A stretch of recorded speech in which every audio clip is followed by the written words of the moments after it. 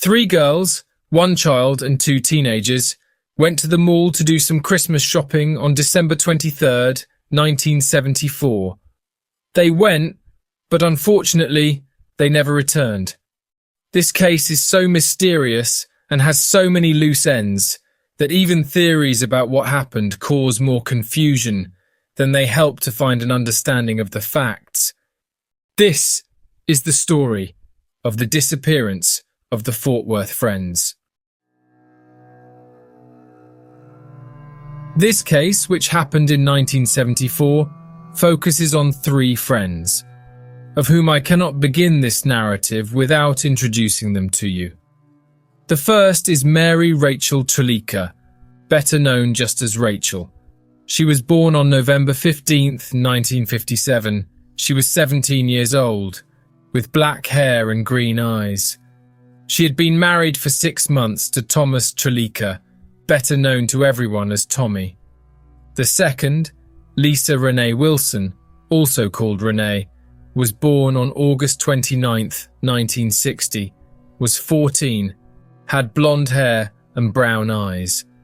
And the third is Julianne Mosley, born on April 5th, 1965, was 9 years old, had blonde hair and blue eyes. They all lived in Fort Worth, a city in Texas. Rachel and Renee had been friends for a few years, as their families were very close. When Renee's mother was working, she stayed with her grandmother, and across the street lived Terry Mosley, a year older than her. 15 years old and two younger sisters, Janet 13 and Julie 9, the third character in the series of our story. Renee and Terry had been dating for some time, and on the morning of December 23rd, 1974, Terry gave her a promise ring, something that made her very happy. Around noon, Rachel called Renee's grandmother's house to talk to her. She said she was going to the mall that day to do some Christmas shopping after lunch and invited her to go with her. Renee accepted but said she had to be back at 4 p.m. because Terry and her had a Christmas party to go to that evening and she needed time to get ready. Before they hung up, Rachel said she had big surprise news to tell her. That afternoon, Rachel arrived and invited Terry and Janet to go to the mall, but Terry didn't accept because he was going to visit a friend in the hospital, and neither did Janet because she already had plans with another friend. But Julie, who was nearby at the time, heard the conversation and asked if she could go too. The two didn't like the idea of spending the afternoon taking care of a 9-year-old child, especially Rachel, who had never met little Julie in person before. That doesn't mean that the girls wouldn't take care of her. They understood the responsibility, but maybe it would be nicer, just the two of them that afternoon at the mall. The two looked at each other, with that look that two friends who understand each other well, and said they would only take her if her mother let her. The girls hoped for a negative answer, but Julie came back with a smile on her face, saying her mum had given her permission to go too.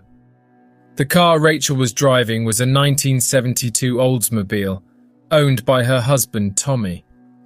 Their first stop was the Army and Navy store to pick up a pair of jeans that Renee had reserved.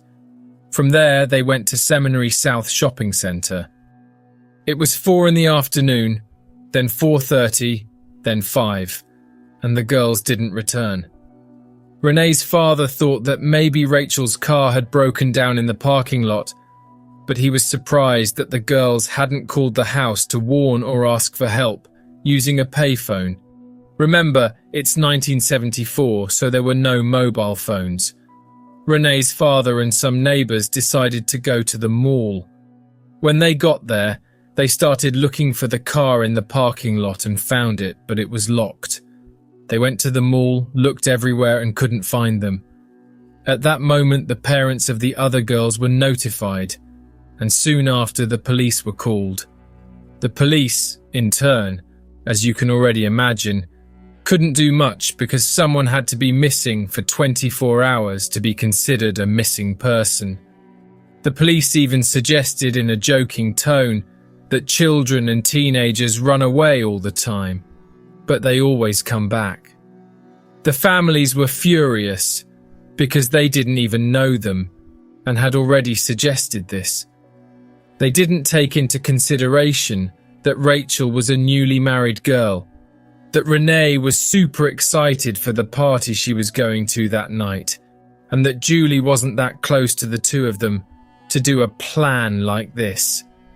Also, the fact that the car, which could be used for a possible escape, was parked in the shopping centre parking lot. Furthermore, they invited Terry and Janet to go with them. Why then would they extend this invitation if they planned to run away? They waited for the mall to close, and the more people that left the place, the more worried they became.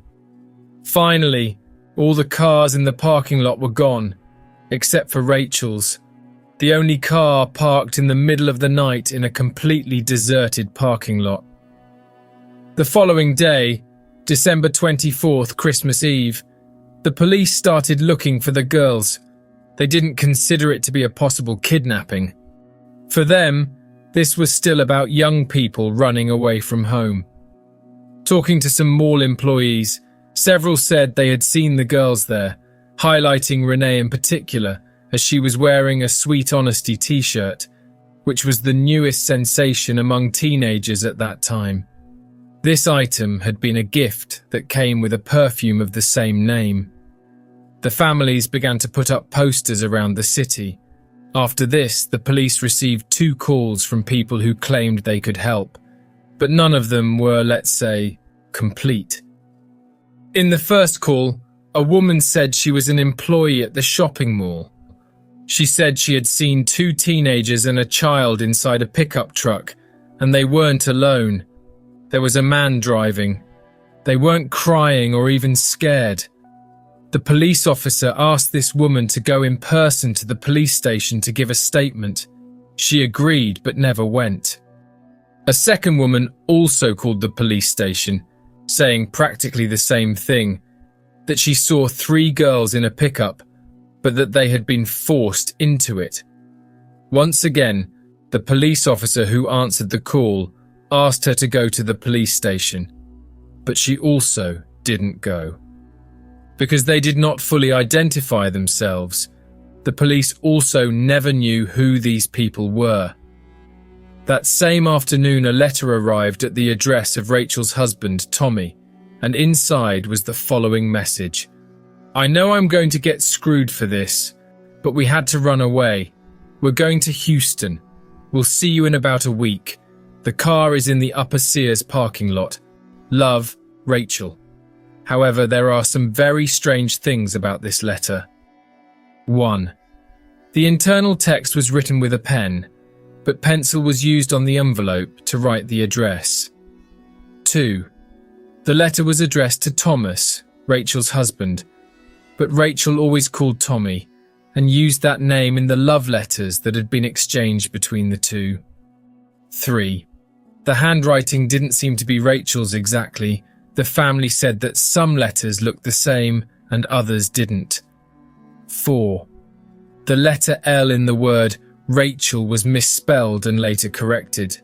So, the families wondered if it had really been her who had written it, and even if it was her, how could she get her own name wrong? Maybe under pressure, forced by someone, she could have been nervous and made a mistake. At the same time, if it were really her, why did she call her husband by the name Thomas? Was she trying to say something? 5. The card did not contain any sender information, just 1 zip code, and even then the 4th number was blurred out. The code could be 76138 for Eliasville, a location 160 kilometers away, or 76188, which would be for Weatherford, 45 kilometers away. Fort Worth Police Detective George Hudson said, "The family sent several samples of Rachel's handwriting to the FBI for analysis, and the results were inconclusive. The true author of the letter remains a mystery. Even with these facts, the police were still working on the possibility that the girls had run away, but the family knew something was wrong. At the end of that day, when a friend of Rachel's found out about the case, he went to the police station and said he saw her in a record store inside the mall on the day of her disappearance. They talked briefly, and that another person, a man, was with the girls in the store, but he didn't know who this man was and didn't remember much about him, just that he was tall and had black hair. In April 1975, the families hired a private detective named John Swaim. He was well known and even managed to get the police to share a copy of the case files with him. Within his own investigation, he discovered that Rachel had applied for a job at a department store a few weeks before her disappearance, and that 6 other women who also applied for this job said they had, for some time, received phone calls from a man who harassed them over the phone. It is unknown whether Rachel received these calls or not. Maybe this stalker could be involved. The police, again, were unable to trace the origin of the calls. Sometime later, Detective John stated that he had received information about the location of the girls' bodies. The police carried out several searches based on this information, but this ultimately led to nothing. Each month that passed, the case grew colder and became further away from a solution. In 1979, 4 years after being hired, John Swain was found dead in his home. The autopsy confirmed that the cause was due to a drug overdose. However, strangely and mysteriously, all the case files on the girls that were supposed to be at his house were missing. In 1981, a witness told the police that he saw a man forcing 3 girls into a van that Christmas week in 1974. He said he approached the guy, confronted him, and the response he got was, "This is a family matter. Mind your own business. Get out." As he personally went to talk to the police, they tried to get to know this witness better, and over time they saw that this guy did not seem to have any involvement with the case. So, in relation to this witness, the question remains, why wait 7 years to pass on this information? And this was the last piece of information before the case was officially closed.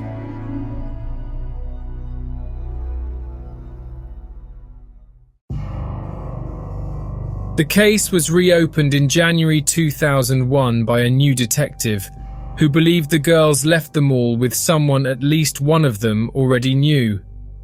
They analysed the letter again and verified that the postmark was legitimate, that the letter was sent on the 23rd, day of the kidnapping, but regarding the number 3, which could be 8, inconclusive. The girls disappeared at a time when DNA testing did not exist, but now with the reopening of the letter, it can be analysed, and the DNA found on the envelope seal did not match the girls, their relatives, or anyone else in the police database. Despite the goodwill of this new officer, once again, the investigations were closed without any findings. Several theories are speculated, but the vast majority are short, like they went out with someone they knew, they were kidnapped by someone who was already planning it, or they were in the wrong place at the wrong time. But the strangest theory of all is the following. Rachel was married to Tommy. Before he dated and married her, he had a fiancée. This woman was called Deborah and was Rachel's sister. According to Deborah, she never felt guilty about this, as their relationship ended before this new one began, as far as she knows. They were having problems in their relationship and felt that it wouldn't last long. Deborah and Rachel were very close sisters, before and after this situation. There was a time when Tommy himself thought that Deborah had something to do with his sister's disappearance, and that she was the person who wrote the letter. But Rachel's own family, who were there almost 24 hours with her, never suspected this, and could not imagine the possibility of their daughter planning and executing a kidnapping and murder, especially whilst her sister was with 2 other people. Rachel's father, who had cancer at the time of her disappearance, showed no improvement after receiving treatment and ended up passing away less than 6 months after the girls went missing. The rest of the family, to this day, have not given up hope that one day they will find out the truth about what happened. Every year, during Christmas, Rachel's mother places 3 illuminated angels in front of her house to symbolize the 3 missing girls, so that the city would never forget what happened. If the girls, now women, are alive today, they would be around 60 years old.